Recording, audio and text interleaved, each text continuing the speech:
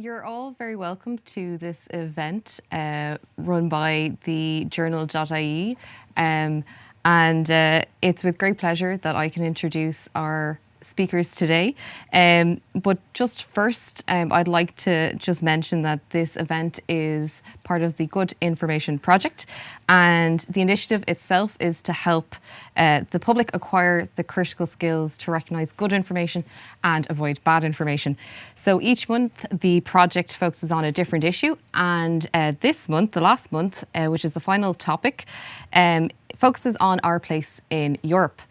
So we'll be looking at the advantages, the opportunities, as well as some of the concerns and the questions it raises. So this afternoon we're joined by expert panellists and a live audience, and from the Palace Cinema in Galway. So we'll be here discussing can young Irish people thrive as citizens of Europe? So with that, I'd also like to mention that my goal today is to make sure we're walking out of here a little bit more informed and also connected to EU as citizens. And yeah, I'd like to also introduce myself. My name is Emmy Coffey Nguyen. I'm the National Citizen Representative for Youth for the Conference on the Future of Europe. Bit of a tall title, but it's great to be here, and I'll be your host for today's event. So we'll hear from our panel and then move on to our audience for Q&A. So I'd like to maybe ask you, if you do have any questions, to maybe hold them to the end. And if you're curious, need clarification or at all disagree with anything that's also being said today, please do. We want to hear from you at the end. So I'd like to then just move on to introducing our panellists, and thank in particular our members of the European Parliament who've taken out some special time out of their day on a Monday before they go out to Brussels. So thank you so much for being here. So Maria, I'll just start off with you. So you're a Fine Gael MEP for Midlands North West since 2019, sitting as a member on the European Parliament Committee on Employment and Social Affairs, Culture and Education, as well as the Delegation for Relations with the United States. You're currently leading the first file in the Parliament dedicated to mental health in the digital working world. And you're also campaigning for 2023 to be the EU Year of Mental Health, which is really interesting. So we'll hear about that in a sec. And you're also the VP for the LGBTI Plus Bureau, and you see your work as aligning with women's rights and tackling gender-based violence, particularly online. So thank you for being here. Big boulabus. And then beside Maria, we have, of course, Chris MacManus. Chris, thanks for being here. You're an MEP for Sinn Féin for Midlands North West also. And you've been an MEP since 2020, I believe. And you were previously a long-standing councillor for Sligo Borough and Sligo Strathill. County Council. Yeah, County Council. And in the European Parliament, you've got a particular focus on securing a fair deal for family farmers and rural communities, and then also we've got a focus on sustainable forestry strategy, and then also protecting the economies of border communities post-Brexit. So an awful lot of work that you're doing there. And I know there's a few other things that you do that I've probably left out, but we're also joined here by Ciaran O'Driscoll from the European Movement Ireland. So thanks for being here, Ciaran. Ciaran is a researcher and policy advisor with EMI, and is really focused on policy and tracking and research. So very, very different. I haven't heard that before. So your academics, though, have focused on policy process and then in particular common fisheries policy. So we might just jump to that when we start talking about sovereignty and whatnot. So thank you so much for being here. So there are the intros. I really feel like I've accomplished nothing when I hear all that. So I just want to first set the scene and really talk about how the EU works, but we might just pan over to the MEPs for a second, because you've both got very important roles in the European Parliament. So I'd love to hear more about each of you and what your responsibilities are as MEPs, and like what are your expectations of the job, and is it really supporting Irish citizens, especially young people, at EU level? So Maria, if we could start with you. That's okay. A couple of huge questions for a Monday afternoon, but delighted, first and foremost, delighted to be here and delighted to speak to one of our many youth appointed coordinators and voices, and I'm so glad to see so many young voices in the audience. You know, from a day-to-day operation side, for me personally, I split myself into almost like 2 weeks into 1 week. I don't know if Chris agrees. So you do your Brussels trip typically Monday to Wednesday night, sometimes Thursday, and then Thursday to Sunday across our very big constituency of 13 counties. So we cover Galway, Donegal, Mayo, across to Louth. 13 MEPs in total cover Ireland, but we're specifically based in Midlands Northwest. And then from a committee standpoint, as someone who didn't grow up in party politics, who didn't grow up discussing policy or legislation with my mates or around the kitchen table, I did grow up in community. So volunteerism, from church gate collections to sweeping community centres to teas and coffees at parent-teacher meetings. Yes, I was one of those students. Anything to kind of get out of the academic work and more be around people was kind of my DNA, and that's what I grew up in. So when I got involved in politics, in particular decided to run for the European Parliament, it was around looking at rural versus urban, and then across our constituency there's multiples of everything. You know, I'm from 30 minutes away from where I'm sitting here in a rural community called Shrule, very cosmopolitan area, and then you have this big urban area of Galway City and its growing population. So for me then, committee-wise, it was really important that I looked at employment and social affairs and how that works. So that's one of my main committees. Around culture and education was really important in terms of looking at access to this, what we're going to discuss today, the European Union in all its glory and all its learns and strengths, but also how many avenues are left out or how many roads are left out for some people, in particular student body, if they didn't go to a highbrow academic, you know, college down the road here, but they might have done a PLC like I did in GTI. Well, why isn't the same opportunities offered to both? So that's why Culture and Education Committee is super important to me. And then I sit on as a substitute. So sometimes I have voting rights. That's what the substitute is. I'm a full voting member on both culture and education and employment, and I'm a substitute on home affairs and justice. And here we look and discuss everything from LGBTI rights within the European Union as well as outside, migration in all its forms, the increase of human trafficking that we have over the last number of years, particularly in this country, as well as cyber violence, and it's like a big bowl of stew. Everything is fit into that.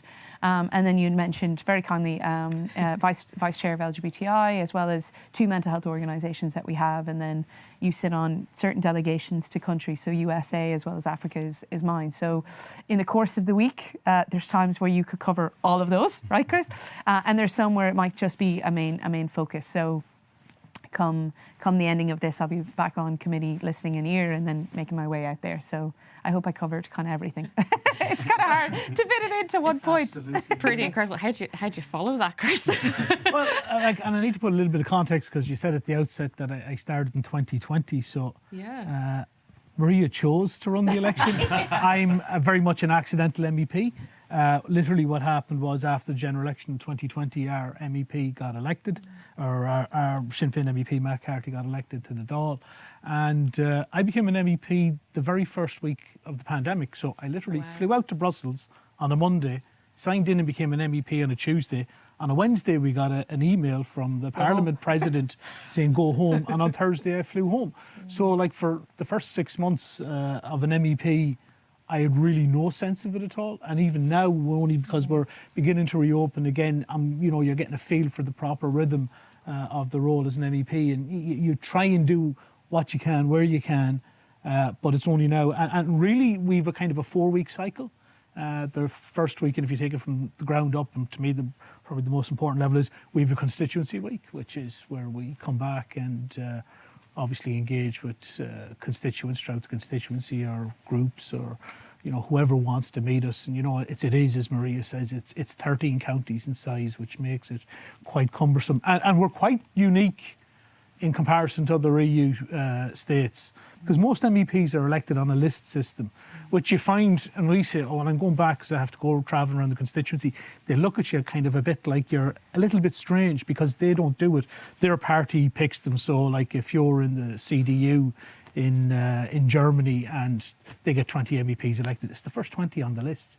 So they kind of have more focus, their MEPs. They'll be putting in people who've got, specialists kind of like maybe on economics or agri stuff. So quite an awful lot of the MEPs are less constituency inclined than what we would be. So you have a constituency week, and then you have a group week, which every one of us belongs to a different political group. I'm on the left, Maria's with the EPP, formerly the Christian Democrats. So you would engage with your group, look at policy priorities, look at what you think is important for the group, and then you have a committee week, and obviously that's getting into the legislative end of the work. And it's important because what you're hearing on the ground, what your constituents are telling you, you're then bringing to your political group and saying this is what needs to inform our policy, and then you're informing your committee, your MEPs are on committees, so they're bringing that kind of level of information up through and into the committee, and that's where probably an awful lot of the heavy lifting is done,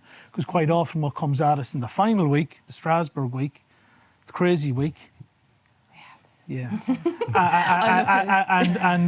it's just on a public finance level and now on an environmental level, going 3 days a week down to Strasbourg is just a debate in itself. But unfortunately, it is what it is. So you bring all that committee work, eventually ends up, and we vote on it in the final week in Strasbourg. So, yeah, it's a massive amount to juggle. I came from a local government background where literally you do everything yourself. You engage. You walk down the street, you're engaging with people.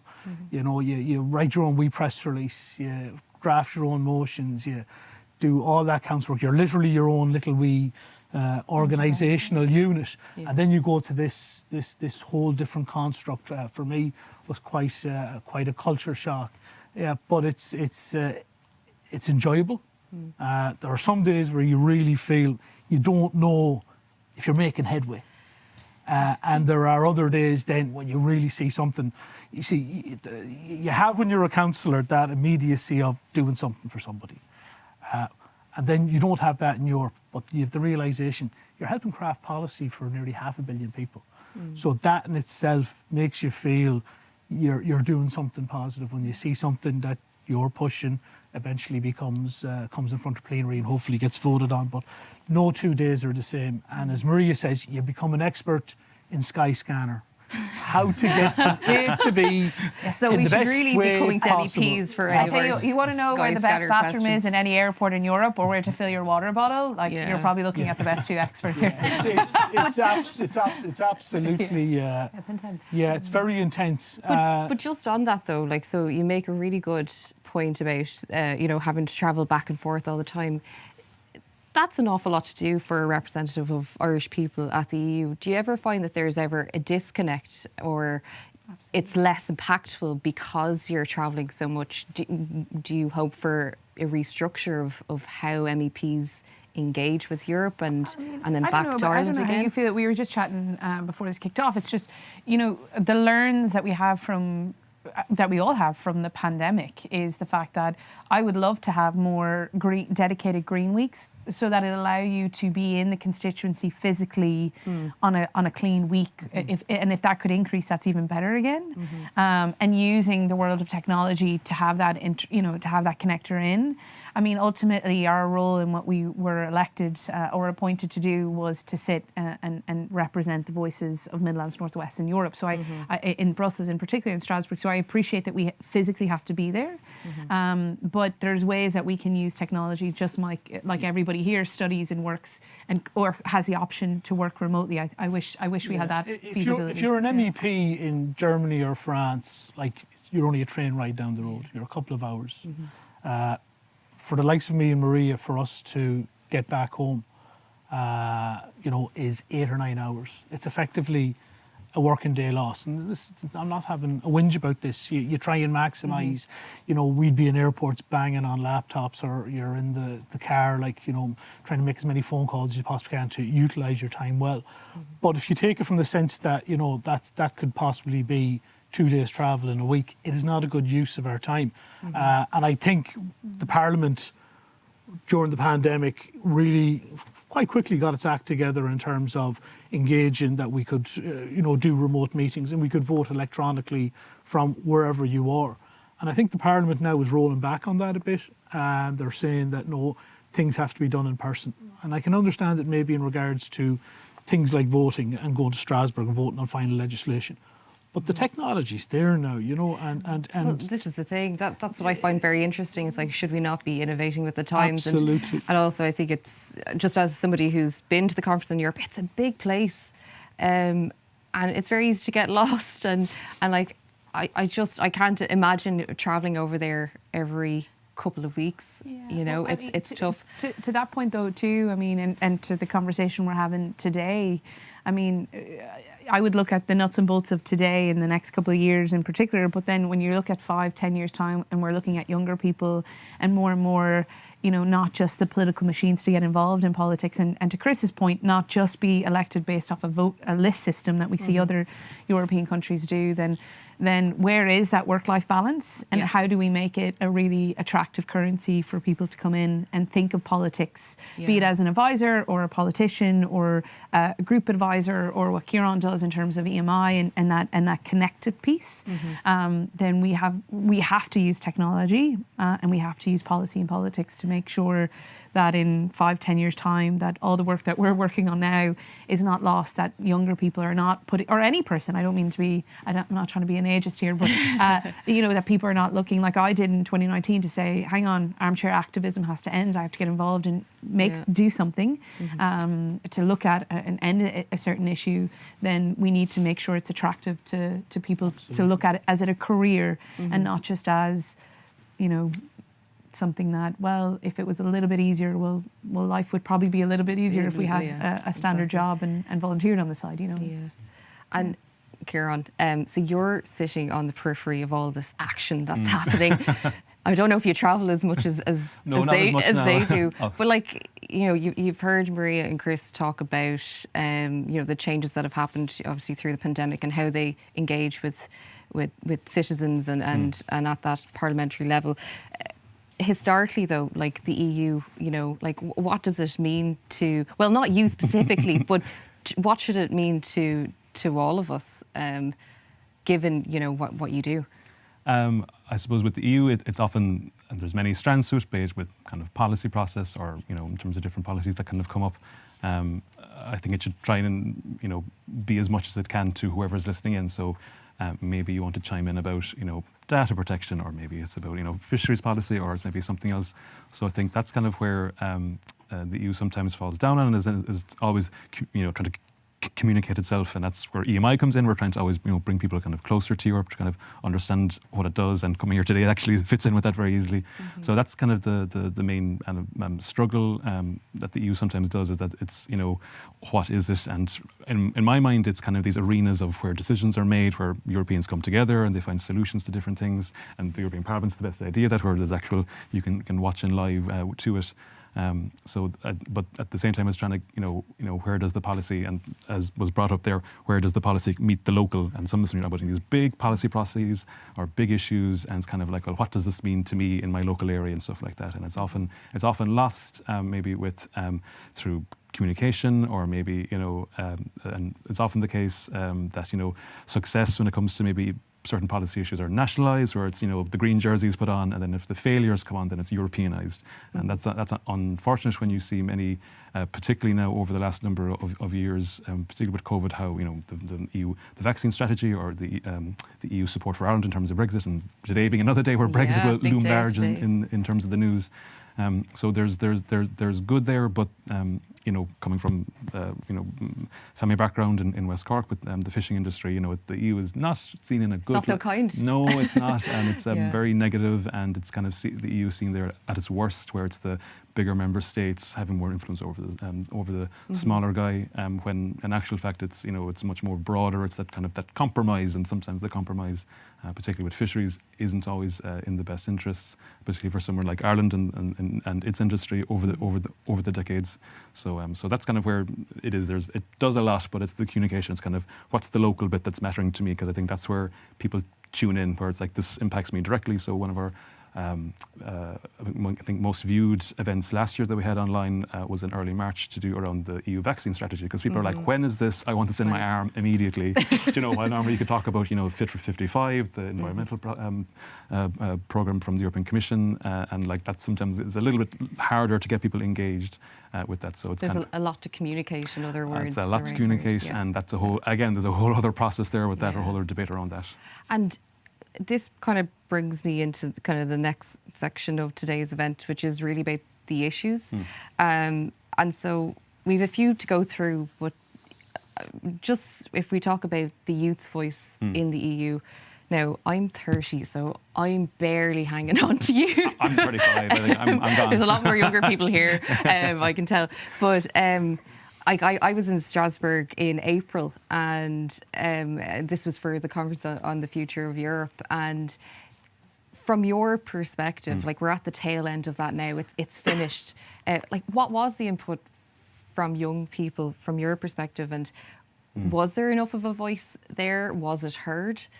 I'd love to hear, from a policy and a more analysis point of view, like what would you say around that? Well, I was delighted that European Movement Ireland were one of the main organisations in Ireland that were involved in kind of getting people together and kind of hearing their opinions for the conference on the future of Europe.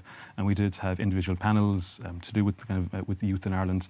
And the big thing that came across it was interesting within that panel and others that we had was the environment was the big thing, where people were really passionate about wanting the EU to kind of do more, to kind of cajole Ireland and other member states into kind of meeting their targets. And the big thing as well that came from it was as well it came across time and time again was the EU's role in kind of facilitating opportunities through education. So people are like, in terms of the Erasmus Plus program, why can't this be like everywhere in terms of helping people, where you got I went to many years ago in 2007 I went to Charles University in Prague in the Czech Republic for a semester, and I loved it, and it was we got a grant for it, and we were able to kind of study different courses that maybe I didn't have access to back in the University of Limerick, where I was studying at the time. And people people want that kind of copied and pasted into other areas where the EU can help, where can it, and particularly and it's broader now. So the Erasmus Plus program, it's no longer just kind of with students. It's in terms of traineeships, or maybe can we get it to apprenticeships, and make it bigger and better, because it's 35 years. This year as well as me, so I share a lovely anniversary with the new policy area, and it's something. There's a success story there that when people hear about it, it's kind of, well, why can't this be put across in other areas? So it was interesting hearing that in the conference on the future of Europe when we had our panels, that it was kind of the role of the EU to kind of help people do more, be it through kind of the environment or through like the Erasmus Plus program, because the structures are there, and it's kind of to like roll them out more. Yeah, well, a few years ago, I don't even know what year. The fact that you could even tell what year it was, which is amazing stuff. But I went to Brussels, and I was on an Erasmus Plus program, and it was fantastic. Yeah. Like, it was one of those moments in your life where you'll always remember, and you meet just people, and they're just they become they're strangers, and they become friends for life. Very true. So I think it's an amazing initiative, and we should continue that. But one of the things, Maria, I'm going to shoot over to you now, is COVID-19 has caused or exacerbated huge problems with mental health. And personally speaking, the fact that I can even talk about it myself, I personally struggled a bit. But what I found really interesting with you is you're calling for the EU to make 2023 the year for mental health. Could you talk us through what you're trying to achieve, and like what benefits that would bring to citizens, but particularly Irish young people? Yeah, of course, and thanks for sharing. I think when we start putting language around the emotion or the lack of support that we might have in any form of community, be it within our own family structure or school or work structure, then I think it's super important that we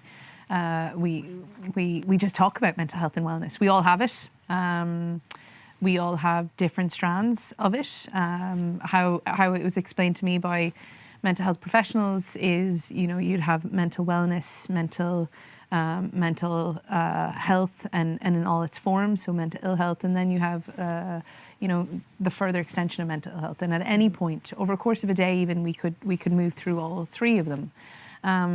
For me, a huge part of why I even ran was the fact that mental health and wellness is not communicated or talked about, or we as a country have a very negative legacy piece that we need to at some point address. We can't keep shoving it under a carpet. And from a very small area where I come from, we've lost many lives of all ages and genders and orientation. So it's a case of, it doesn't see borders, it doesn't see whether you're dedicated to mental health.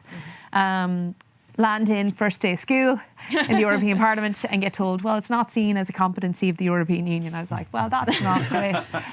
But everything is seen as a competency, really. It's just, we talk about physical health, we talk about economic value. And that, for me, is probably one of the greatest disconnects that we have with the European Union. They look at the economics of it, and I get it. The cash flow helps us get from A to B, but it's also people and the communities that drive that.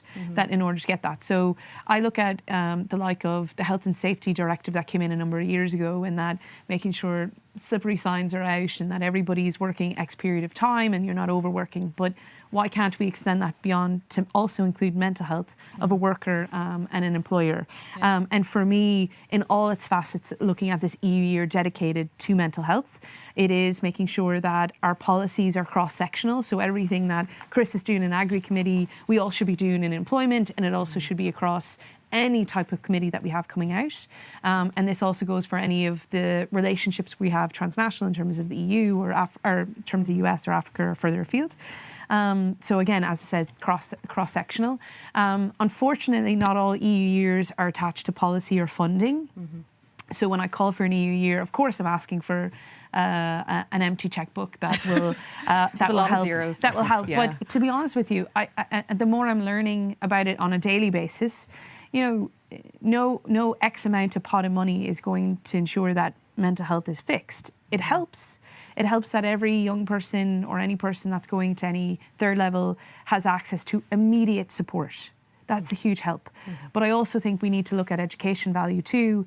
There's a great pilot project in Finland a number of years ago, since the local governments have rolled it out, where they started teaching language at a very young age in primary school around the needs. How do I feel? A feeling is upon me, an emotion is upon me. If we had that transitional language, as I like to call it, from a younger age, in our school systems, in our work programs, in politics, I think we'd actually be a hell of a lot better adults to ourselves and then to our communities. So there's a number of different facets included in a EU year. Yes, money is one of them. Yes, policy is another. But it's also having spaces like this where we can openly talk about that, the fact that we have just come through something in history that is unsurmountable. And at some point, we have to lay the fact that none of us came out of this, I believe, without some aspect of our mental health being impacted. So if we don't do it now, then we've missed, we're at the crossroads and we've taken the wrong turn. Yeah. Absolutely. And I don't want to be too pointed by something that you said, but you said competency. What do you mean by that, that Europe doesn't have the competency? We get real comfortable by saying, and something actually Ciaran had mentioned earlier, it's seen as, well, that's a national member state to do. So that's like your issue sort of thing. Yeah, it's national not an or EU. local level. That's their workload. But yet we're okay to say, well, they could do this, this, and this, and this at EU level in terms of physical health. Okay. Well, actually, mental health is a part of the physical health, therefore it should be also seen as a competency. Yeah. But that's probably one of the greatest difficulties I have as a young representative. It's like, well, it's not a candy store, or sweet shop, sorry. My Americanism is kicking in there. But you can't pick and choose, like you're at a pick and mix to say, well, I'll take this, this and this, and then we'll leave that to the national or local member state. Of course, there's best practices, and I understand not everybody, in particular my group, the EPP, wants everything to be a directive or a legislative act, and I get that. But we also have 27 member states who have experts in various fields, and therefore we should be sharing best practices. Like we should be sharing the good information. Like there's so many best practices at a business, local, community, education level. Again, that cross-sectional piece. So if we're not willing to do that in all its forms, including mental health, then we're not using solidarity in all its impact. Yeah. And I think I think one of the important things about what Maria is proposing in terms of a dedicated year of mental health It's just the fact of recognition and talking about it. And I think and I think we're in a better place than we were when I'd have been, and in the interest of transparency, all announced We're their all being age. very transparent All announced their age. I'm 49. Right. So literally 30 years ago, when I'd have been a teenager, to talk about mental health or suffering from depression or anything at all would have been not taboo, but you just were expected to deal with it and get on with it yourself. So the fact that we're actually in a place where we can talk about it and engage with it and try and deal with it in a positive way, I think is very important in itself. But the other thing is, and it is, as you asked, it's termed a national competence in terms of that its primary budget in dealing and engaging with citizens with mental health issues or to make sure they're positive mental health is set obviously at a national level. But an awful lot of the things that we do out in the European Parliament about, engaging with progressive social legislation to ensure there's no discrimination or, employment laws or things like that, they're all factors that are part of ensuring, hopefully get the right legislation, but ensuring that people have good mental health. So we do have a role. We may not be sitting on the budget that deals with mental health within Ireland, that primary budget, but we do have a role in terms of creating good legislation. So from that point of view, it's important. And what we should be doing is we should look at things constantly be mental health proofing legislation that we're doing. Like for argument's sake, or not for argument's sake, but like we were like looking at the issues of in agri around young farmers and the pressures that they're under. And obviously that, they take on an awful lot of financial responsibility, and that leads to its own mental health pressures in themselves. So it feeds into an awful lot of what we do. So we have to kind of be, not just tokenistic about it, but we need to make a decision that we look at things through a mental health prism whenever we're looking at new legislation. And, sorry, Ciaran, go ahead. I love how you've got some input as well. I'm delighted you brought it up because actually that was one of the recommendations that came up from speaking to people for the conference in the future of Europe. People they want to see at the EU level issues of mental health factored in terms of legislation and policy. So it's not just stuff just coming from the MPs, it's coming from the bottom up. So it's great to hear it. No, and I wanted to kind of echo that. It's great to hear two MEPs actually talk really openly about it and really push for it, because I do think it's something that we're not isolated, country to country. It is an issue. It also, though, brings up another thing for me, which was a new phenomenon in terms of mental health and actually psychological disorders is eco-anxiety or climate anxiety. I've started noticing myself, maybe I have a little bit of it, but I thought it would be a disservice to not bring that up. And just in talking about that climate or eco-anxiety, it leads me to ask the question, are we doing enough? Is the EU recognising what the UN sees as a threat multiplier? So it's not just climate change and then there's all the other issues, it's climate and then there's all the issues, and it can affect how serious it can get. So are we doing enough in terms of climate at EU level? What do you think, Ciaran? I expect most people want more, I think, from that, and we've seen that kind of time and again the conference and stuff, that people do want the EU to be more engaged and kind of.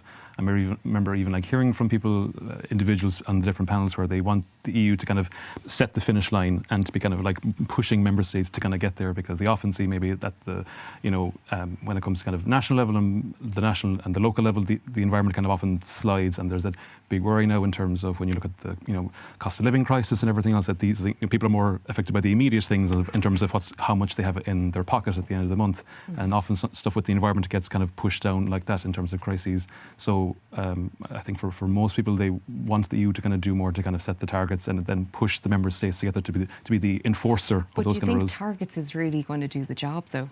I know it's something to aim for, but realistically? I always live in hope with these I know, things. I am as well, but I have to ask the question. Yeah. I suppose the only thing that gets them there in terms of the targets is like what's the penalty, like what's the fine is there.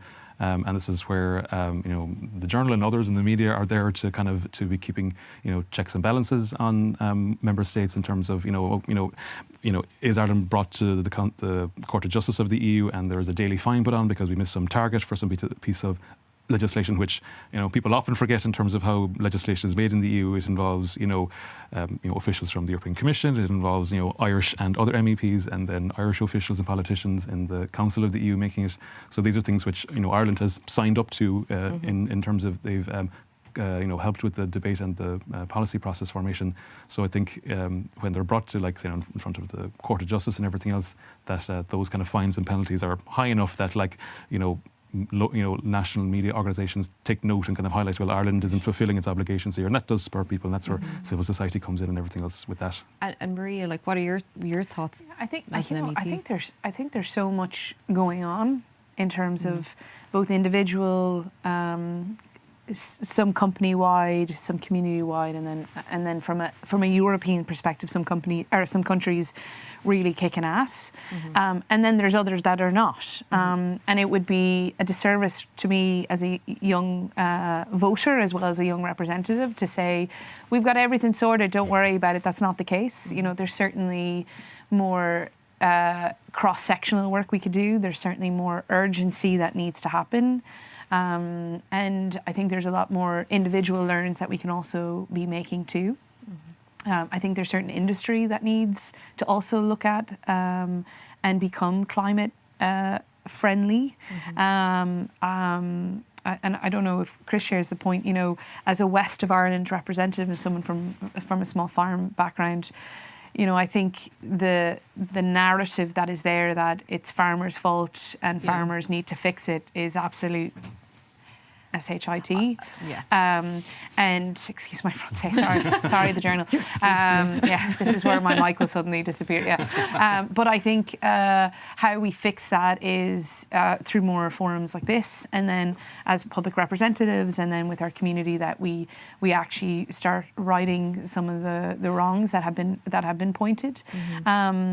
There's. To your point, how can we get more? I think to your question with Ciaran earlier, or just now, I should say, does the sanctions and the agenda setting work? It does, because we see it in quotas with female politicians. So we see it.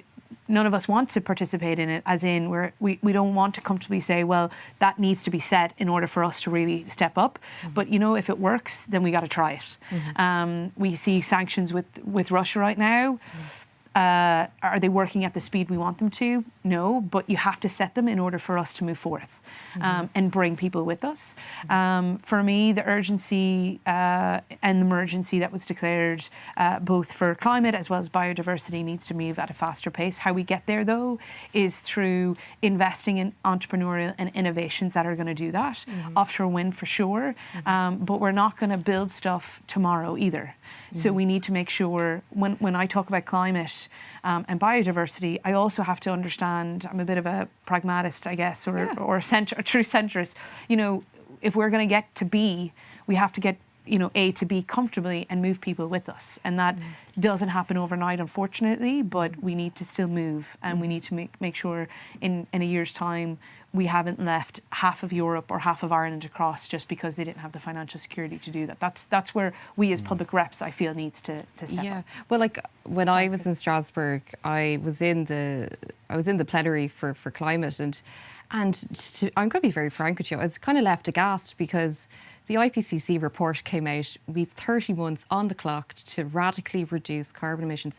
And I'm looking around and there's all these amazing proposals, and I hope to God that they go through and they're looked at quite seriously. But it won't matter if we don't reduce those carbon emissions. So I feel very concerned. And I don't know if any other young people later in the Q&A will raise that, but I find it interesting you raised the question around farmers, and I do find it is unfair to just take a part of society and just let's just blame them. Let's set in targets and quotas and things like that. It's already hard enough, but Chris, if I could just come to you then around, you talk about farming families and supporting them. How does that work then affect with, how does climate come into it? I'm sure that's also something they're quite anxious about. Absolutely. And like, we represent primarily, the West of Ireland and Midlands, Northwest, but an awful lot of the farmers I'd engage with along the West Coast are relatively small farmers, some of them part-time farmers, and just some of them who are maybe full-time or just about keeping their heads above water. But there's a common misconception that somehow farming and big sections of the farming community are diametrically opposed to good environmental practice. They're not. I talk to quite a lot of them day in, day out. They see themselves as the custodians of the land, them and the foresters and other rural communities, and they want to do the best that they can. But they feel, and you see, it's obviously farming community is probably one of the best informed groups on this island regarding EU, because the fact that they are, cap funded and in terms of direct payments. So obviously they have a direct connect with what's going on out in Brussels.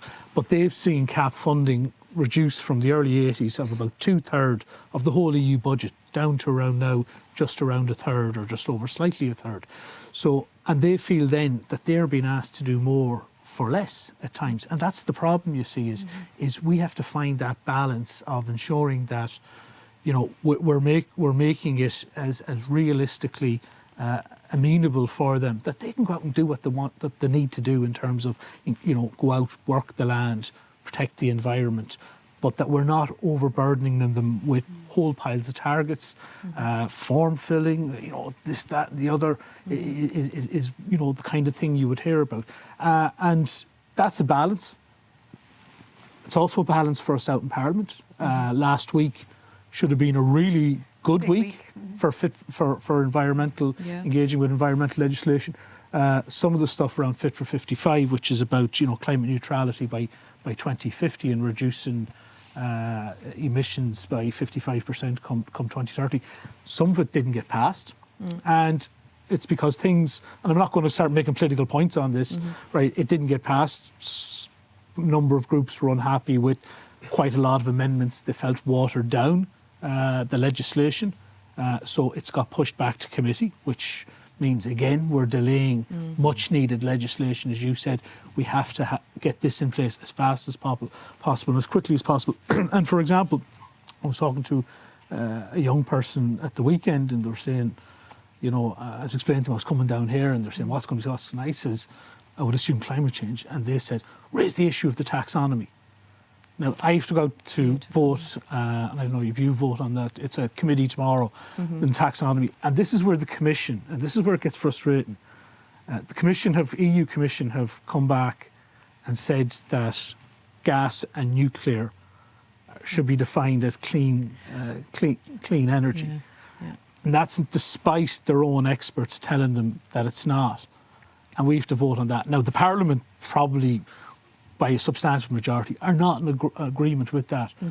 But it makes it very difficult because the Parliament isn't on its own in terms of making legislation. We're part of a kind of we're one leg of a three-legged stool between the Council, the Commission, who initiate legislation or draft it and put it in front of us and let us look at it. But they're coming back and saying, that gas and nuclear are green.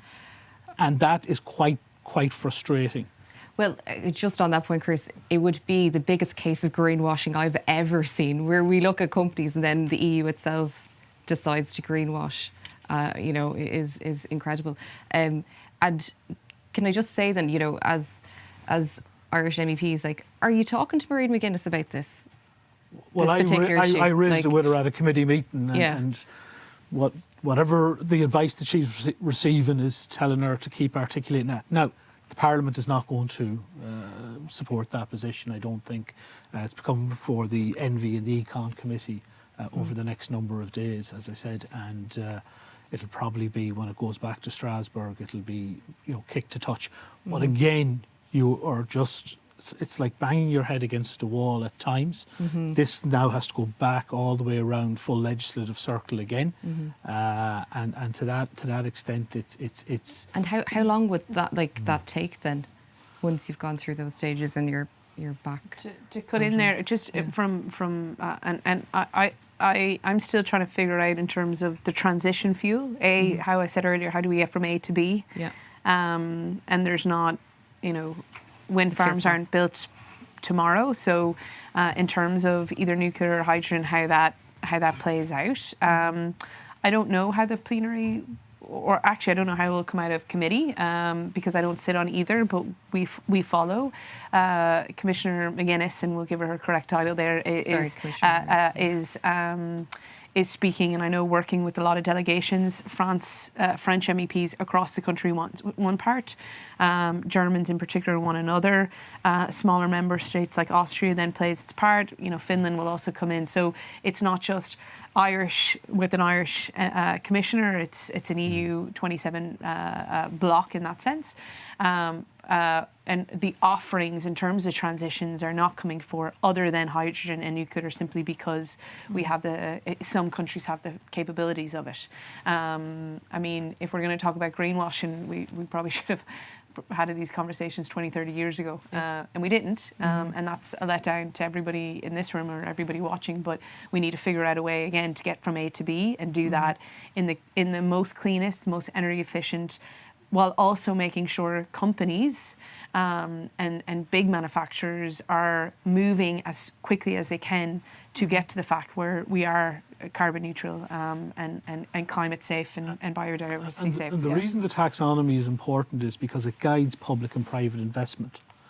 And what happens is it's,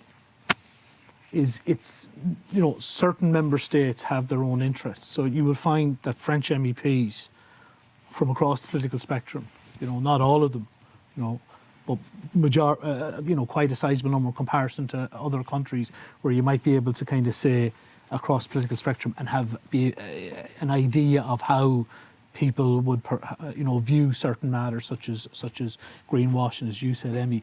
But the likes of France, because of the big nuclear industry that's in it, would be, their MEPs are very much in favour of having nuclear included in the taxonomy. So it again goes back to this, constant balancing act in the European Union of member states, quite understandably, bringing their own national interests to the EU rather than at times, do they need to be looking at things in an EU-wide context? So it's part of a larger, ongoing, slightly more abstract debate, but it's a constant. And Chris, just to let you know, I think you're to leave in 10 minutes or so. I just want to let you know. Yeah. But I want this next question is, and I could speak all day about climate, but thank you so much for your input on that. But we've established, right, so climate is definitely a security issue, but we've other things happening, obviously, with Ukraine and then the current political instability with Northern Ireland, given the protocol. Chris, can you give us a sense of what's going on? How is it going to affect us as young people? Because this is huge, really, what's happening today with Boris Johnson and his government. It'd be laughable if it wasn't so serious. That somebody like Boris Johnson is sitting on the top of a pyramid that's determining and impacting us over here in Ireland. And if any of you can recall back to 2016, when the whole Brexit debate was going on, there was no reference to Ireland. It was an afterthought.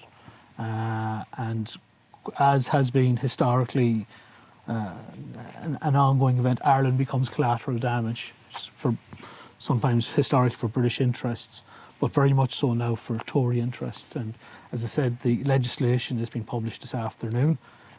It's aimed at placating a very narrow group of people, effectively people within the Tory party who are very English nationalist in outlook.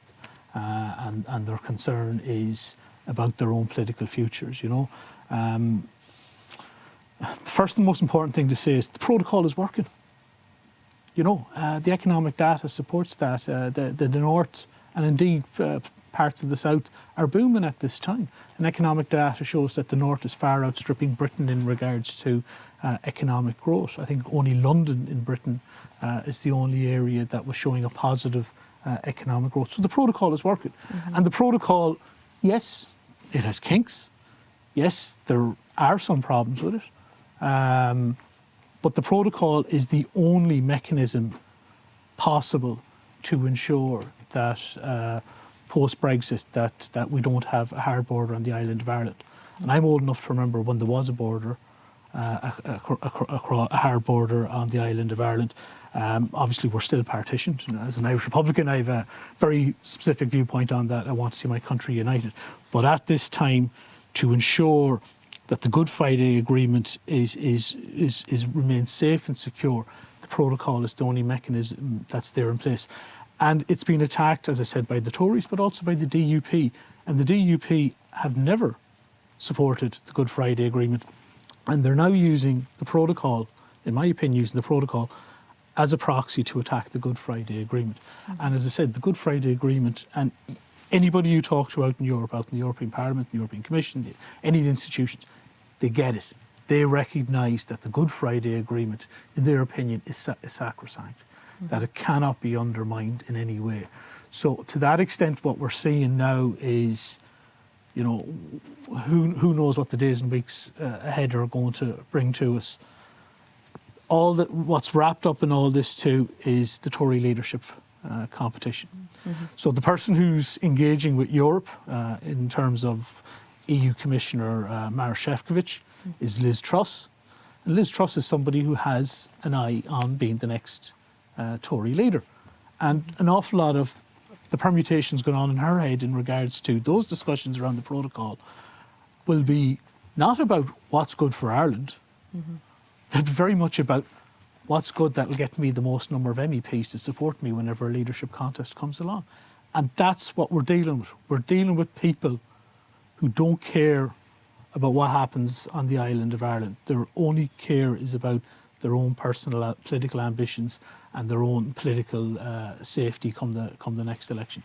And how do you think Europe is going to respond to whatever the outcome is today? Well, Europe has been very clear. The protocol is not for negotiation. They've said that from day one, from Ursula von der Leyen all the way down. Maroš Šefčovič has said it time and time again.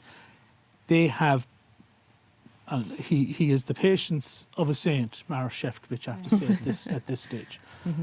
Dealing with the, you know, as I said, David Frost and then now Liz Truss, but basically dealing with and trying to, you know, handle the Tory infighting that's going on. And that's what he has to deal with and try and second guess that. But it's not for negotiation. There's a recognition, yes, there are problems, but we can fix those problems.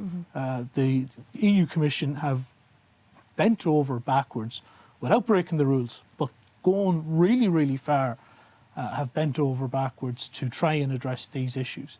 And like I said, is the protocol is working. You know, so to that extent, there's not going to be a renegotiation. The British are just going to have to find, and I'm exasperated at this stage, just going to have to, with them and their attitude, but I'm going to have to find some way of just recognising the political reality that they're going to have to make the protocol work.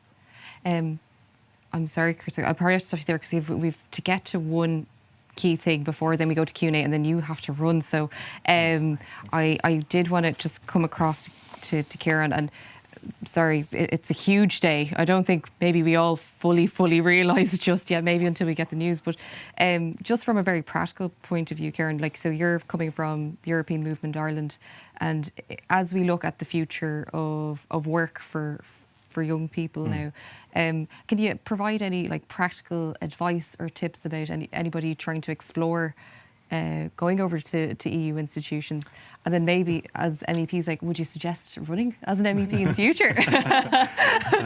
Well, I'm glad I can do a shameless plug for European Movement Ireland. Of course. For about 15 years now, we have been producing the Green Book, and it's available on our website, europeanmovement.ie.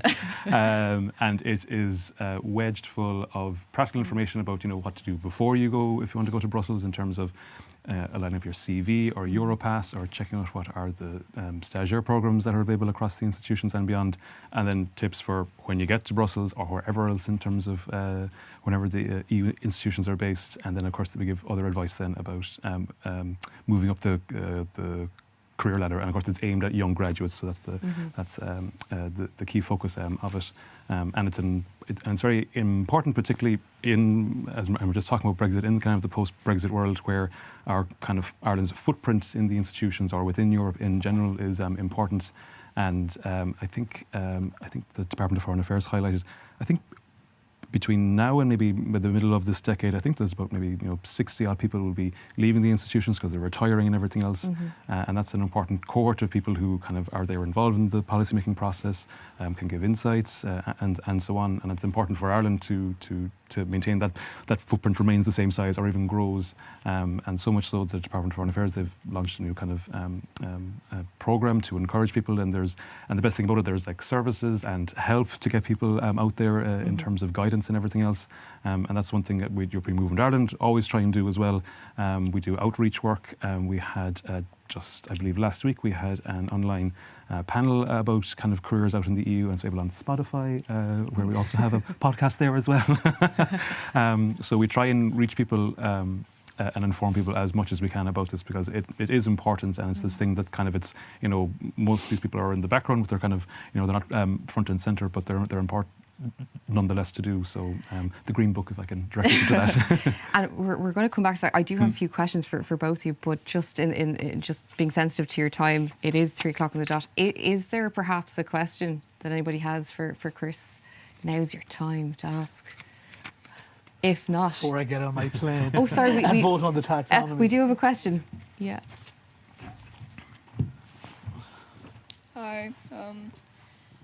I just wanted to ask, I think a lot of young people will agree with me that we are treated often like citizens of tomorrow rather than citizens that are existing in the current day. When I say, is there any action plan to get young people involved, especially on issues of climate that will affect them in the years to come in the European Union? Well, and I don't know if that's aimed directly at me. Maria wants to jump in. Directly, not that I'm aware of. I think you're right in regards to we need to find... I got involved politically when I was 16 or 17, but I think it's important that we find a way to ensure that young people are... And as I said, I'm conscious, even in my head, if I'm not, but I'm an older fella now, that we don't do it in a patronising manner, that we do it from a place of respect and of ensuring that as a voter, and even people who are not voters yet, but that every voice is treated exactly equally, because I'm a believer in the proclamation and I believe firmly in equality. So we need to ensure that everybody gets engaged with it. Now, I know from being involved in a political party, it's becoming harder and harder, and this is across the political spectrum, for people to get involved in political parties, and I get that, because many more people are driven by causes, specifically, and that's what motivates them. They're issue driven, like the issue of climate change.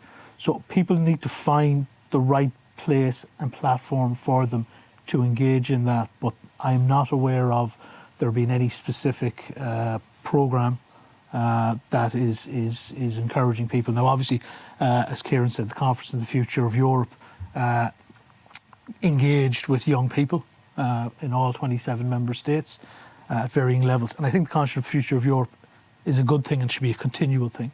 It should be ongoing.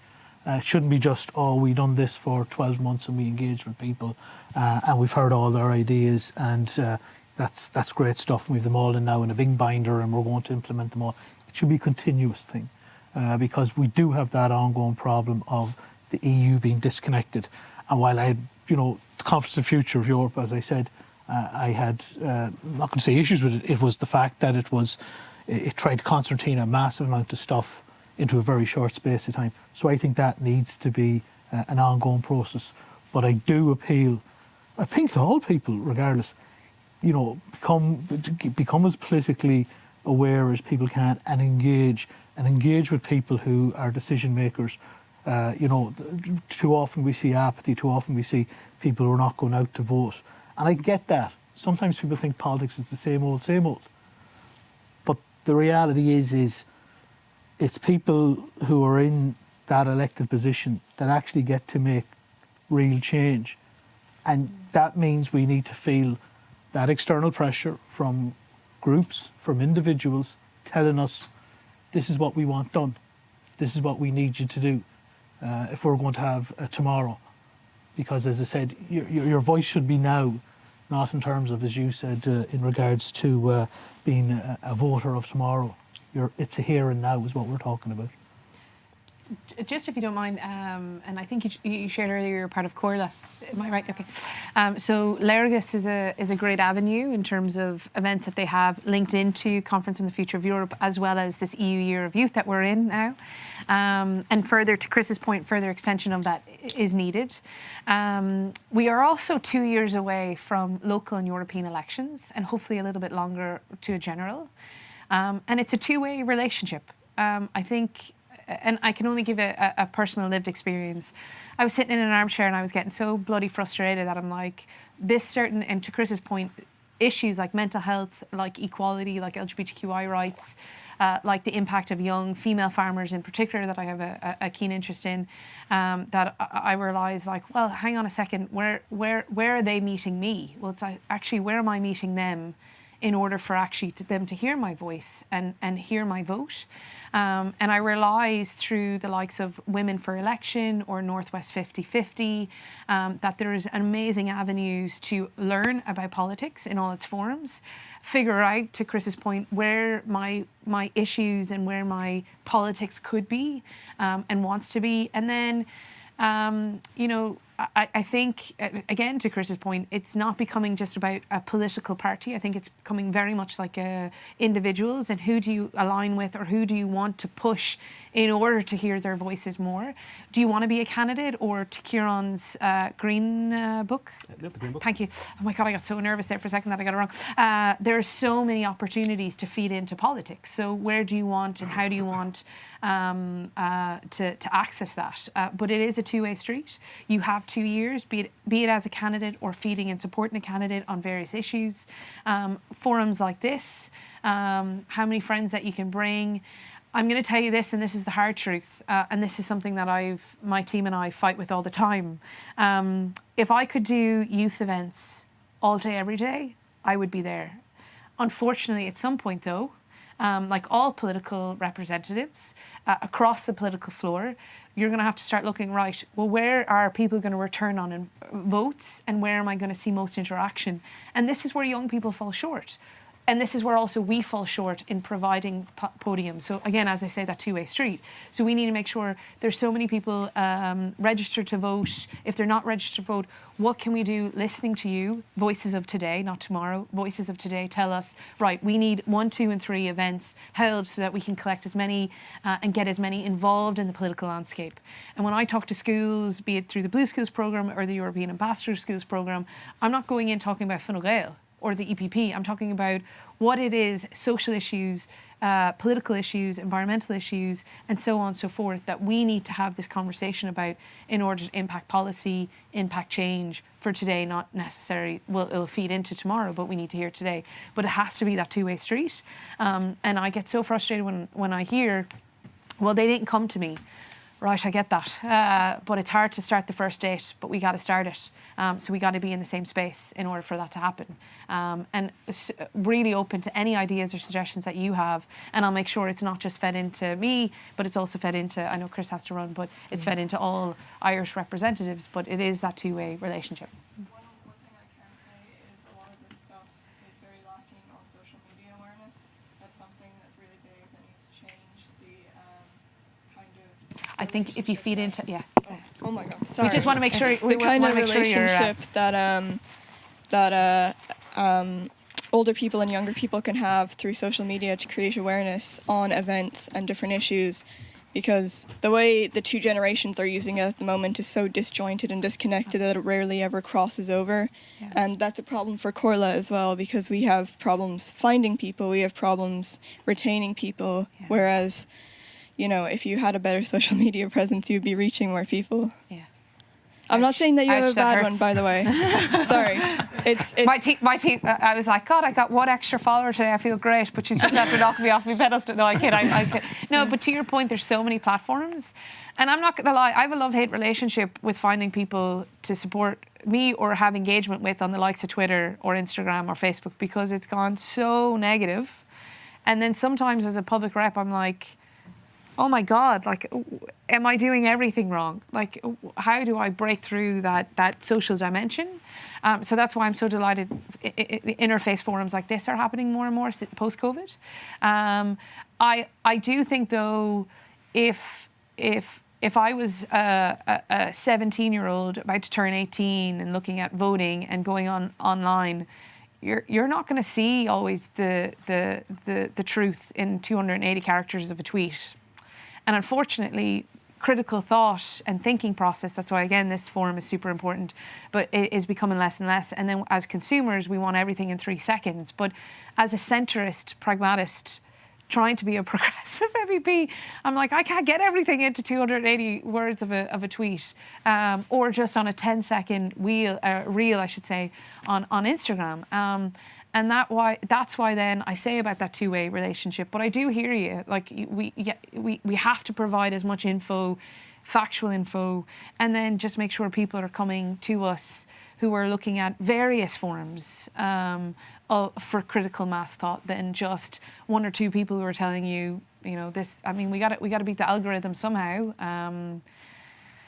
And trying to get more and more people like yourself involved in politics. And I don't know if I completely miss off the part, but other than the fact that I'm going to go home and lick my wounds about not being as big on I thought I was decent on the It's ground. pretty tough, though. Like, Yeah. I mean, one of the reasons why I've probably tried to stay away from getting into politics is because I am terrified of the backlash of, you know, of course we're human, we're going to, you know, cause some problems for some people because of our decisions, or may not make the right decision all the time. So I hear you on that. I'm just conscious of time, and I just really want to make sure that if there's any questions, that now's the time to raise your hand. So if you have one, please raise it. Yeah.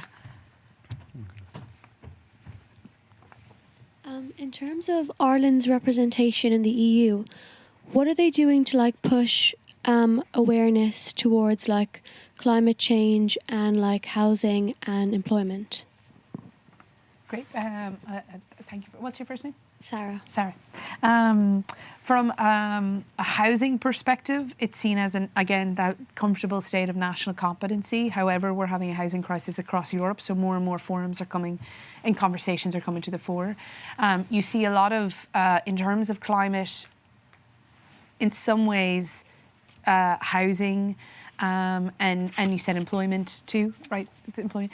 You see them across legislative. So a lot of the amendments, I can speak to my team and I work.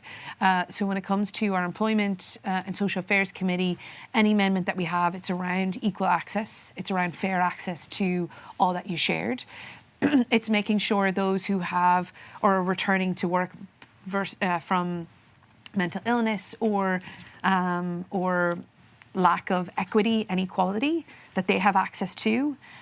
My fundamental issue with what you're sharing there in terms of giving you a clean answer is the fact that it takes 3 to 5 years often for us to pass on the legislative piece and it come into national law. So in terms of employment piece, that feeds into housing and feeds into climate. One legislative directive that I just finished on, it's about to go into trialogues, about to go into further debate and discussion with the Commission, is around pay transparency, so equal pay for equal work. Right now there's about a 14% pay gap in some sectors for men and female, ignoring the fact that other also belongs in that because not everybody aligns to just one specific gender. So that 14% pay gap, that's about 50 additional days women will work in comparison to men. Fighting tooth and nail to get that through. We got it passed, barely. Now we go into the Commission to try and make sure that they adhere to what the Parliament has requested and demanded. But that could take, again, that 3 to 5 years to see that access in here. Whereas we have the likes of an Irish state body, Line to Farming, who just got called out on paying 140,000 of a fee because they paid 20,000 per year less to a female than to a male who was doing the exact same job. So it's happening today. And that's where the impact has to your question. It's like, well, why aren't we seeing it? And to the further question, why aren't we seeing it today when we need to impact that tomorrow and yesterday? But there is so many elements to it in terms of all that you've asked: legislative, non-directive, best shared practices that are happening on a daily basis in all committees. But I don't know if your secondary question then is, but how are we communicating that? That's through the likes of the Conference on the Future of Europe, and to Chris's point, the need to further extend that. That's also through making sure that we are communicating effectively, to the previous question, through use of technology like social media. That's actually making sure, coming out of the EU Year of Youth, that if there are 3 core instruments that you need to see change on, that we're actually impacting it, and again, communicating on that. But I don't know if Ciaran wants to come in on if I'm missing some big tranche of work that I'm meant to be doing that I'm not. Not to make light of your question, I mean it seriously. But I think what Maria highlights is that issue with the issues that matter to people like that are housing, because it's impacting people directly. But it's often like that. It's the responsibility of member states, or competencies only rested member states. So the EU will have a very limited role there in terms of shaping that, which is where often when the EU does talk about things, it's things that are quite far away. I'm not too sure how they impact me and everything else.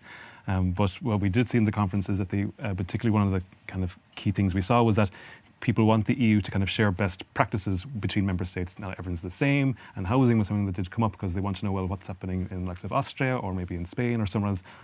Who's doing it the best, and how can we copy that to here?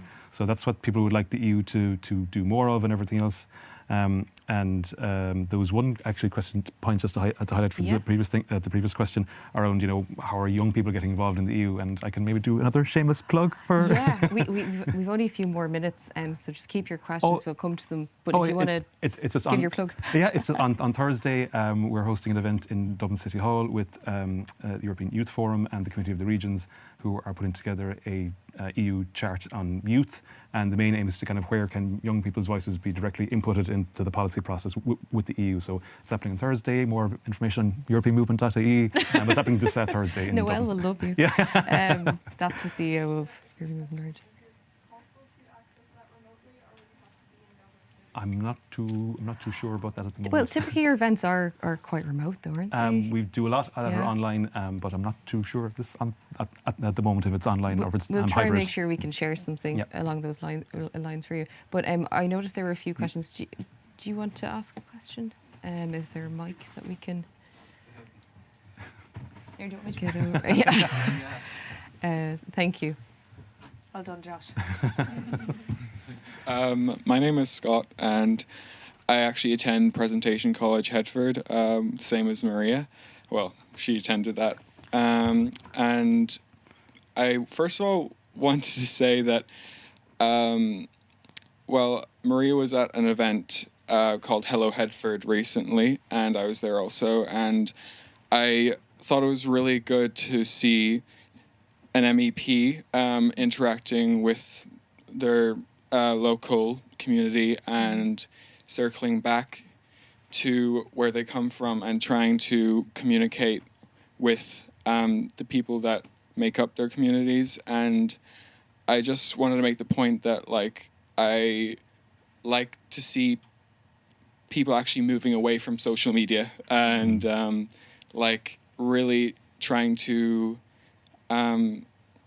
establish a connection, which is often lost when social media is replaces that, but it doesn't really replace it as it should be, I suppose.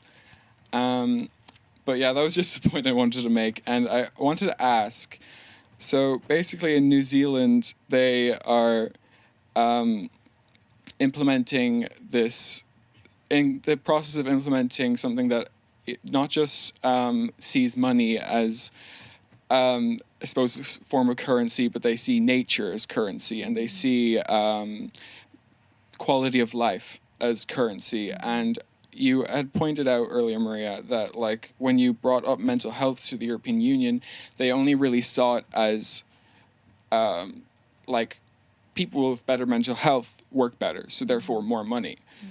And it's just like,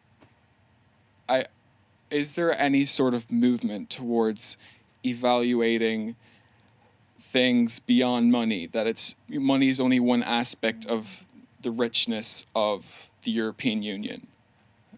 That's a Powerful great question. Yeah, powerful Very good question. And great to see a fellow alumni of PCH. And I thought I was getting in trouble by not saying something at Hello Headford, so I was like on you. But actually, to the point made earlier, I think I think Ireland, if you don't mind me also to shamefully plug, I actually think from our democracy standpoint, when you can walk up to an MEP or a public rep and there's no barrier and you can actually physically see them in your community, I think it's probably one of the most beautiful forms of democracy that not every member state in Europe and definitely not every country across the world holds.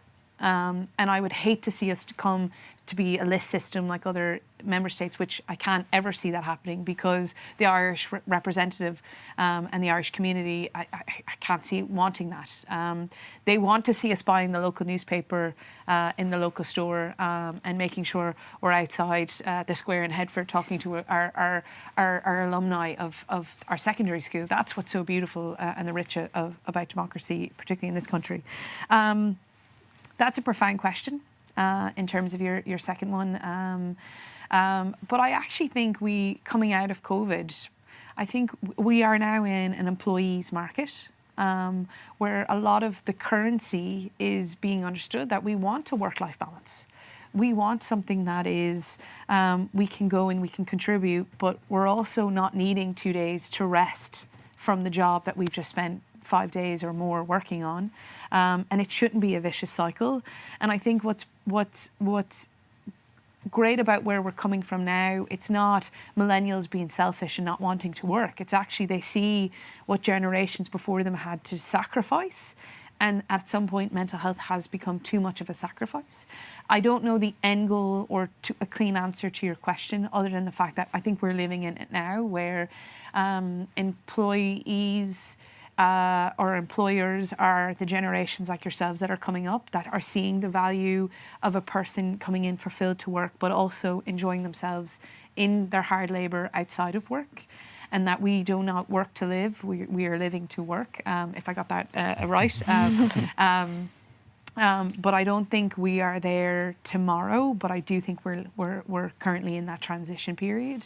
And I really value your point on social media and the fact that we need to see an everyday and a person and have that interconnection, particularly since COVID, because I don't know about you all, but you know, I got into politics to be around people and to help people, and the fact that was starved. I make always jokes of, you know, you're going to see so many politicians now post-COVID because we've been starved of photographs. But, you know, in many ways, we are humans. You know, our natural state is to be around people. And to have that, of course, is going to impact our mental health in elements of our physical health too because of that. But long story short, I don't know if you guys do work-life balance really, really well. I know some elements of the Green Party in politics. Some members of the Green Party are doing a 4-day work week so that their staff can have Fridays remote, but that's still work and you're still stuck to a screen. So I don't have a solve for you other than I'm super interested in if you have solves, and leave it to New Zealand and to Prime Minister Ardern to be ahead of the pulp. But again, that best practices is so important. You know, how we're seeing other countries do it.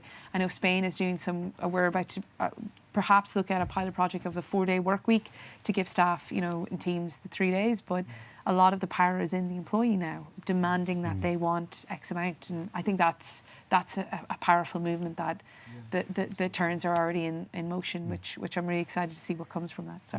Sorry, Amy. I can add very little to that because Marie said it so well, but I'd like that these kind of conversations are starting to be had in terms of changing things. I think the problem with the EU for a very long time, it was kind of focused solely on the economic side of things, you know, how do we get more things going to make more money and everything else. So I think those kind of conversations around, or ideas around kind of, you know, valuing people's mental health and everything else, they're starting to filter in. And I think like you see things in Spain where there's, I think, pilot programs around menstrual leave for women, I think, for, so much per day or per month, which I think is like, why isn't this everywhere right now?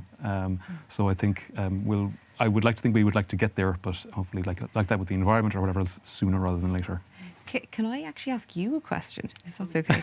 So when you brought that up, I thought it was really interesting because I've started looking at like GDP is more or less is how we measure progress, but it's economic progress, it's not human progress. So is that what you were trying to lean towards in some sort of way? Yeah, like and with climate, as in like making sure we put a value on it. I am not an economist, but No, that's kind of do away with GDP. no, but absolutely, and seeing value in what really can't be like it's very, like the intangible almost. Yeah, exactly, and the beauty that we're surrounded by, and like I am a naturalist. I kind of actually condemn materialism and money and like even social media a bit. I would actually be inclined to move away from that, but that's just like obviously personal. That's very personal but it's actually to me. very relevant. We're seeing a lot of conversations around that now. But but absolutely, so that all of that is very important to me, and how we approach our wealth, and actually how we view how wealthy we really are. Because we have plenty of money in our pockets, but we can be very unhappy, and I see that a lot. It's like it's been there since. Can I just add, like from a GDP perspective, and I use this reference quite a bit because when I talk to certainly some more economic focused colleagues, 4% of the GDP gets spent on reactive care to mental health and illness, which I'm like, if we could actually half that and put it into preventative measures from an economic standpoint, just see, and in many ways you have, I've now gone over the bridge of understanding, okay, I have to meet someone, like the earlier point, I have to meet them where they are at in order for them to move with me. So it's a case of I use economic examples in order for people then to see, okay, hang on, she actually speaks a little bit of truth here when we talk about mental health and the impact it has, preventative care versus reactive care. But yeah, it's really interesting. Like that's a whole other event. Journal.ie. We have time for 2 more questions. So, Josh, is it? Yeah. Should we give Josh a question? Okay, so is this working? Okay, no more.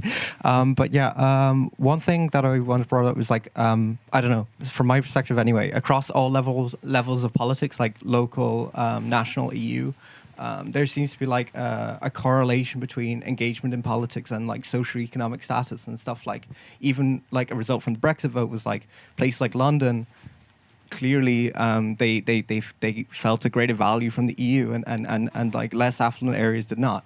And so I was like, my question is basically, how can we make our democracy more universally accessible? And then also, how can we make the EU more valuable to everyone, if that makes sense? Where to begin there? Yeah, profound questions. Yeah. And actually just goes to show you how more connected generations are to the European Union than probably what I, in speaking to other groups, feel. That's a tough one, Josh. I think it's incredibly important that we understand where we came from in order to understand where we want to go. And for me, I've never been asked exactly like you have asked it, Josh, but I've been asked it in other ways. And I often go back to, 50 years ago when we signed up to this project, the European Economic Community at the time, and shout out to all the women in the room, or those who identify as women. In order for us to sign up, the removal of the marriage bar had to happen 50 years ago. Like, can you imagine? And it was only in 1993 where we seen the decriminalisation of homosexuality, and we are now discussing more and more sexual reproductive health rights and equality versus equity, and the connect versus the disconnect. And fundamentally, that is the value of our European Union solidarity piece. There's a lot of things we don't get right in the European Union and in politics as a whole, nationally, locally and European, but if you're not at the table, then nothing will ever change.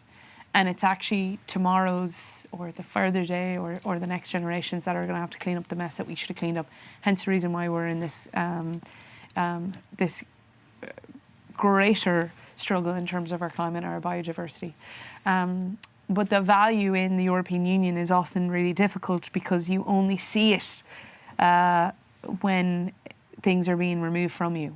So you see it with Ukraine and pro-democratic Russians, because we often forget, I think, them within that conversation. So you see when peace gets removed, you see it now in Northern Ireland when peace is up for grabs, and it's like a piece of paper that got ripped, and it's not seen as a value. You see it with our fishing communities that we didn't protect good enough decades ago. You now see it with our farming communities when money gets stripped.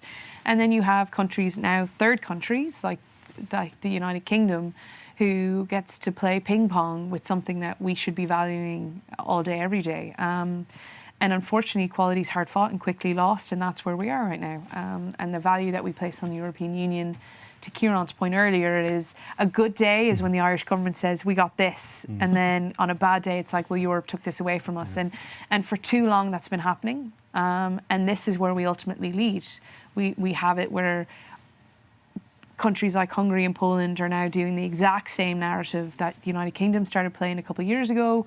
You start seeing in other countries like Bulgaria, Czech, Croatia, in terms of equality, and then we get lost, and then we're only looking at the economics of it, and then that gets quickly rolled. A profound. I mean, all questions today have been profound, but for me,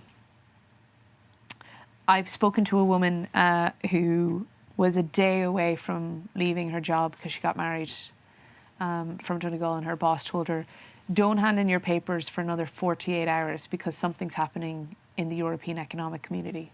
Wow. And because of that, she kept her job, and because of that, she got a pension. So when you see that, then you realise the value of the European Union. But we don't talk like that anymore. We only see the headlines of the nonsense that people want to say. And I have to say that as a political leader, that's some of my boys and girls that I play with. But we need to make sure that our politics is not seen, to your point earlier, as just one type of class. For me, the breakdown and the disconnect is community is not reflective in our politics, and vice versa. There's not enough LGBTQI community members, those with disabilities, those of different colour, creed, orientation, mother tongue.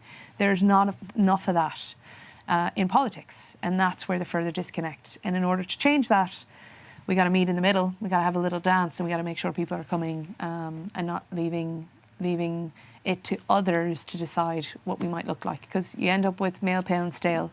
And that's what we have right now, and that's what we need to change. That was a really good answer to that question, by the way. So we do have one more question, but do you have something else to add to that? Actually, because I saw you writing down some notes. I was taking notes. I wouldn't give him a chance to come in. I'm sorry. I was on a roll. Yeah. I suppose with Ireland, in terms of, we look at kind of EU membership and kind of support for it. I think two factors mean, thankfully we're not like the UK, surprise, surprise. And I think two of those is that our politics is hyper-localised, so it is kind of, you want to see your MEP on your doorstep and everything else. But also, I suppose, our history shapes a lot of terms of how we look at politics in Ireland and engage with it. And we don't maybe, like some people perhaps in the UK might view that, things were better before the EU and maybe they can be better if we're out of it. And I think for Ireland that's not the case in terms of our history. And I think the size of us in terms of where we are, the EU is that kind of, I would like to think anyway that we recognise the EU as this kind of anchor and shelter for us in terms of the world, and there's a lot going on in the world now between COVID and Brexit and the war in Ukraine. So I think we value that more than maybe say in the likes of the UK, where it was like that. It was the abstract. It was just the common market. It was never it was very transactional. And for Ireland, it was a long time. It was how much money is the EU giving us, and that's all that matters. While when you look at kind of being in the EU got us all our COVID vaccines very well. I think. And for me, I think that common EU vaccine strategy for COVID, I think kind of, had it been opposite, where it was everyone for themselves, it would, I think, have kind of undermined a lot of undermining the EU publicly because it was something that was impacting people directly. And if someone in like West Cork was seeing someone in Germany getting it months and months and months ahead of them, while it was all shared equally based on population and everyone was getting it at the same time, I think had it not been that case, I think it would have undermined the EU to a very significant way. So I'm glad that the EU was able to step in, and I like to think, and maybe with the Conference on the Future of Europe, there might be a referendum coming down the line at some stage. So these things will be fresh in people's minds, I think, rather than before. And what I just take away from both your points is like there is power in solidarity, and we really have that with the EU. And it's when we look at Brexit and what happened there, it's like I know there's a lot of English people who are just upset that they're not part of that anymore. Yeah. But I'm so sorry. We have one question. One more question before we finish up. Is it Do we have a mic? Yeah. Oh, sorry. You're sorry. to my right, so I didn't see you. Apologies. Yeah, so sorry. I'm 38, so I don't know if I'm a young person anymore. But I kind of get it when I hear people saying that they have like climate anxiety, and just looking at the EU over the past few years. And you'd say that the European Green Deal is kind of what's the guiding principle of whatever's been done to address the climate crisis in Europe. And like a couple of things that Brussels have come up with since the European Green Deal, I know CAP reform last year. I know there was, to look at it, I know Luke McFlanagan did a lot of good work on the convergence and increasing income for small farmers. But in terms of like incentivizing farmers towards farm sustainably, there wasn't a whole lot in it. Like there's these eco schemes which are kind of like they're taking away your CAP payments unless you participate in an eco scheme. And the other thing since the European Green Deal was published was the Repower Europe plan recently, which was kind of like, you're looking at it and it's just talking about building more LNG plants and like fossil fuel lock-in, hydrogen, like important hydrogen from African countries, like this kind of neo-colonial resource grab. When you say transition, I just think fossil fuel lock-in, and it just feels like the European Union is just facilitating this kind of constant push it until eventually, maybe they think we're going to be able to suck all the carbon out of the air eventually. I don't know, but I just wonder what you think about those things: the European Green Deal, CAP reform, and the Repower Europe plan. Yeah. Can I ask, just in terms of what's your first name? Connor. Connor, thanks. Sorry, I think I missed it at the start. Can I just ask, in terms of the transition piece, what type of fuel or substance do you see getting us from over this transition phase? You'd invest in renewables, okay. Away, there would be no new fossil fuel infrastructure being built. Yeah, no, I agree with you. We shouldn't have it, but we don't have enough renewables quite yet in order for us to transition. So that's where I get caught a little bit as a young politician to say, well, if we don't have enough renewables, then what are we going to transition people in from A to B? And I keep hating to use A to B, but 1 to 2 or whatever we need to do. I just think sometimes what's preventing us from moving from renewables is like just lobbying coming from the fossil fuel industry more than anything. Like, that is true. I've heard. No, but it's because it's true in some circles, read, but not in all. Not in all. No, I'm not an saying. MEP, and I've never met a lobbyist group from a fossil fuel identity. There was an article there recently, and Ursula von der Leyen has met with lobbyists. So we're not saying MEPs strictly, but he does raise a good point. It's well documented. But generalised language doesn't help narrative, so that's why I'm just trying to understand specifically of like, okay, if hydrogen or any form of fossil fuels is something that you don't agree with, and I agree with you if we're actually going to be ambitious.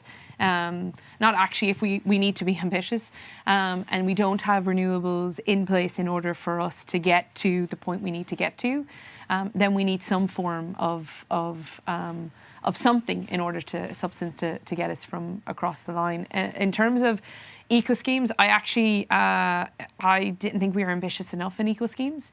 I do agree that some form of eco schemes to bring us to a better climate and biodiversity system needed to happen, as in they had to be offered in order for some farms, particularly larger farms, to take what we're talking about here as urgent and not just as a second thought.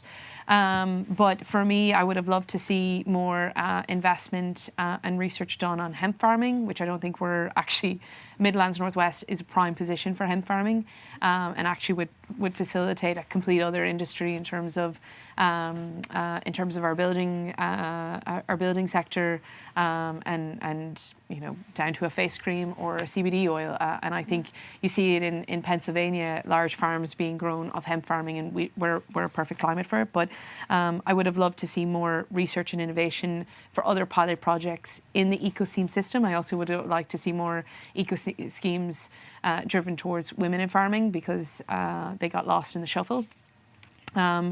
I thought there could have been more than just 5 or 6. It could have been 10 or 12, or opportunities for the likes of Teagasc to offer more, but there wasn't. But I believe we're back now in rounds before we do the finalised to the Commission, and they finally approve it. And then your third point, excuse my ignorance. I mean, similar to Conor, similar to what I shared earlier. I mean, I still don't understand, if we're not going to be able to build offshore farms to the speed we need to build them on, we do need to make sure people have something over the winter periods to be supported on. I think this conversation should have happened 20 years ago. It didn't. I think planning permission at local authority needs to be pushed through. I think investment needs to happen in renewables, and they get priority, versus just looking, to your point, at the dirty fuels. But I also understand we need to have that transition fuel, and I'm not seeing anything else coming up other than hydrogen or nuclear. I get lost a little bit between the two. Both are dirty as each other. But I was very anti LNG project coming in from North Kerry, because it was about frack gas. So if it's already banned here, we shouldn't be playing around with the future of it. I hope I come across your points. Thanks, Conor, for your question. And I'm sorry that is actually the last question that we can handle at the moment. Sorry, we'll do another event just with you. Oh, thanks. Just with you. But no, just raise one last with the hemp farming. Huge potential in Ireland, and I'm so glad you mentioned it. So I'm glad that came up. Yeah. But a lot of people see it and then just hear other words, or under industries, whereas actually there's huge scale for it. One thing I've noticed: Enterprise Ireland don't facilitate any investments towards companies who are in hemp. So that's something to really look into. Weird fact I had just there that came out of nowhere. But I'm so sorry. We've really come to the end of today. But I really want to thank you, Maria. My gosh, you're flying out the door probably now as well, like Chris. So thank you so much for being here.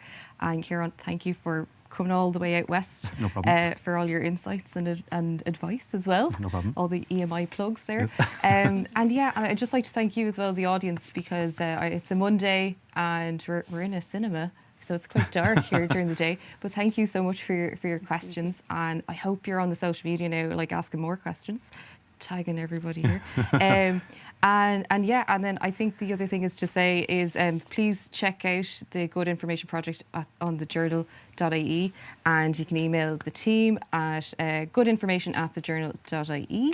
And please leave your feedback, comments and suggestions. Keep tweeting, social media, all that, and tell us how the EU should be working for you, and have conversations with your friends at home, with your family. It's really important. So thank you so much, and safe home. Thank you.